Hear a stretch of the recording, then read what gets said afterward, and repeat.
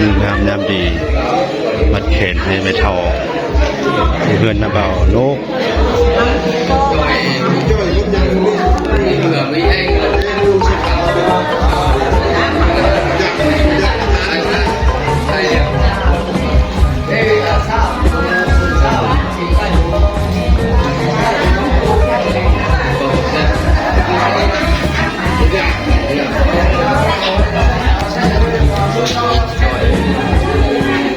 เสียงดนตรีโมลีบ้านเฮา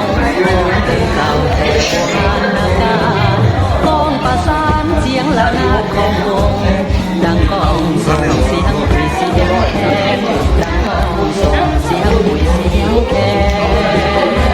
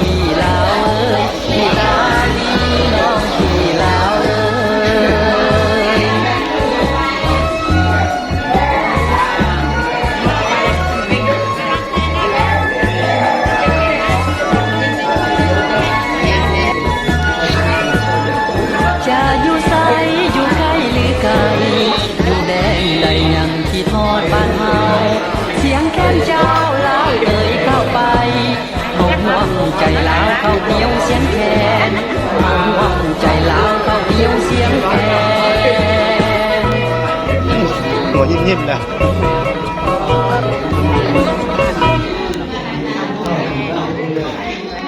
ห่วงจำปาเวลาสังหาร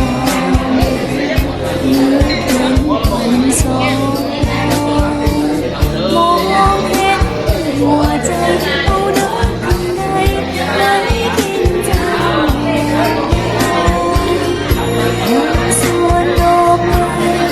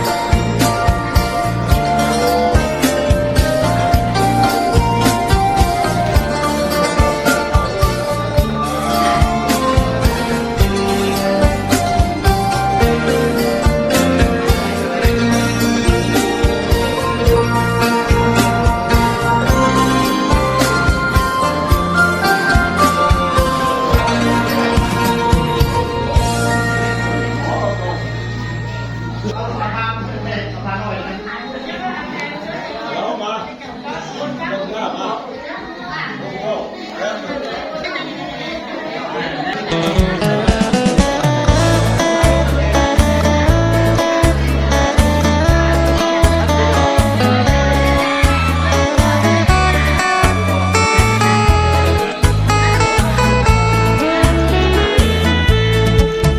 ือนงายสายลมพัดมาแต่ไกลดวงเดือนลอยไปทั่วท้องนภาสายน้ำไหลไปบอกกลับคืนมาเหมือนอายจากลาไปแสนไกลคิดถึงเมื่อตอนอายจะจากจรอ้อนวอนให้น้องของหักเอาไว้ภายใต้แสงจันทร์คืนนั้นจำได้ ดวงใจลาลับบอกกลับคืนมา โอ้ดวงจันทร์เจ้าอยู่สูงมองเห็นฟ้าฟ้าโปรดกรุณามองหาให้ดีมีอายแห่งใดไกลหรือไกลจงได้กลับมาน้องยังคอยท่าว่าเวดวงใจลาตรีมีจันทร์พาให้น้องฝันคืนหวานลำพันละเมอเพ้อไปลมหนาวพัดมาหนาวสั่นทั่วกายแม้นได้ผู้เคียงหนาวคงหายไป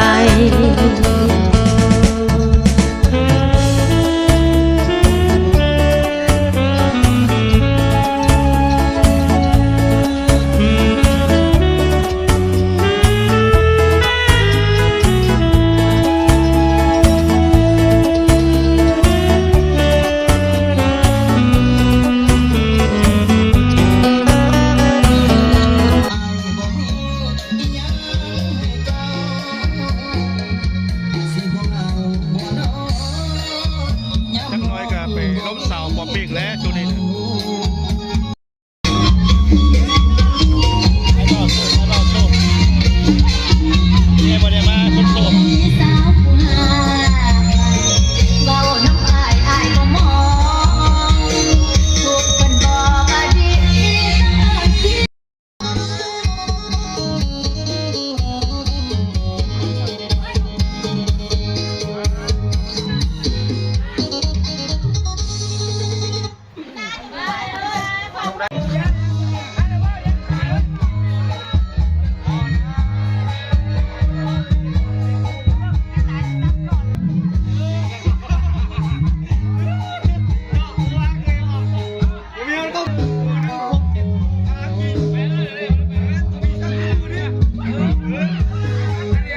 มาแล้ว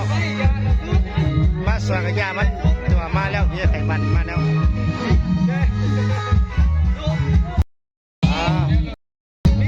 มาซาดิก็มาขอเพลงนี่หมอไอ้น้องใส่เกียรติแบบวันนี้ก็มาหาเดียวเลย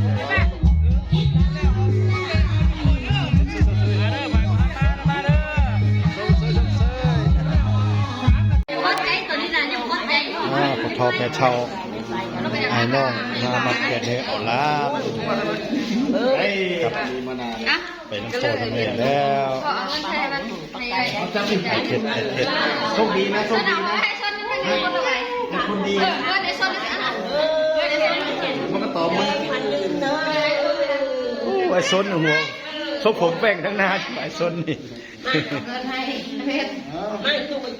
ให้คนไปเลย1 2 3คนละไปขึ้นไป5แค่เดียวก็คิดดูไปพูดแต่ก็คิดดูได้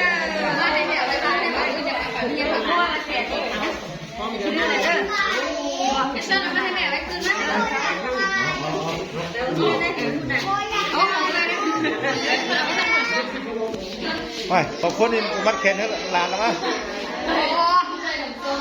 หลังเล็กสองคนนี่หลังเล็กสองคนนี่นะโอ้หมอนี่เมาเกมนะหมอนี่นะนี่เมาแล้วไม่เกมนะ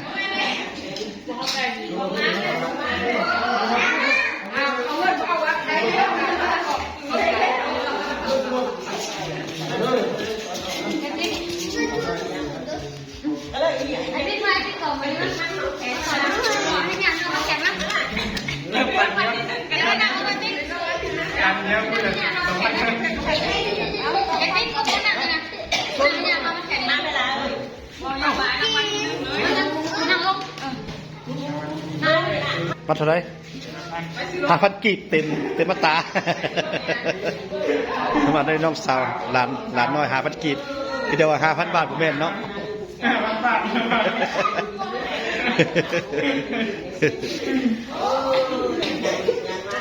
เก่งมาก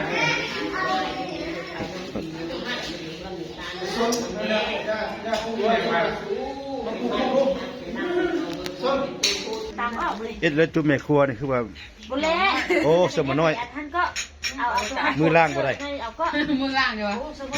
คือมือบ่ล่างเองท่านเครือบ่น้อยบ่ได้โอ้สาวนุ่นก็เป็นสาวได้ปีหน้าปีเลิกก็ได้ลูกเคยแล้วไอ้หนูนะ